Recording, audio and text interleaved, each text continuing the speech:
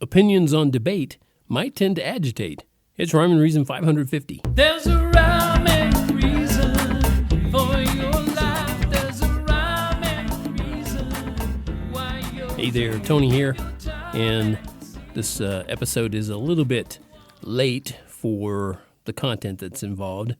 This comes after the first presidential debate, which was over a week ago, I think, something like that. But the following morning after that, I was doing a Google search, and I noticed something interesting in that suggestions drop down, if you pay attention to that. My search was actually starting with the letter O, because I was looking for something, and I won't say what that is. But anyway, one of the suggestions that came up just typing in O was opinions on debate. So, of course, I thought, who's debating? Just kidding.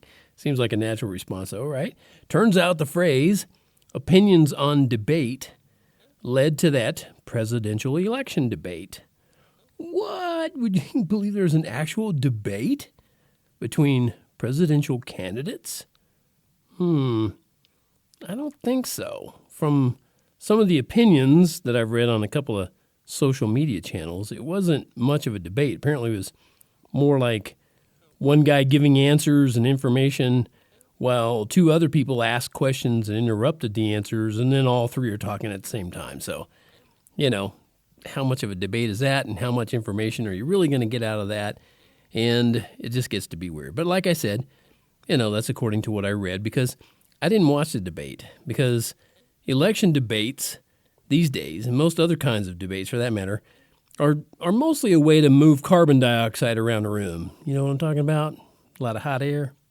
I like a definition that I read years ago. A debate typically is thesis versus antithesis, and that equals synthesis, or no problem solved. Yep, that's the way I see it. Another way to look at it is point versus counterpoint, which equals what's the point? Still, no problem solved. And the irony of what goes on in presidential election debates is how so many in the media think that our political parties are so polarized. And if only that were true. True? You mean you want the political parties to be polarized and not get along, Tony? Yeah, I'd love that. At least if the polarization highlighted the difference between right and wrong, good and evil, life and death. But our two main political parties are so darn similar these days. It's basically impossible to say it's good guys versus bad guys. Debates are really no longer about right and wrong.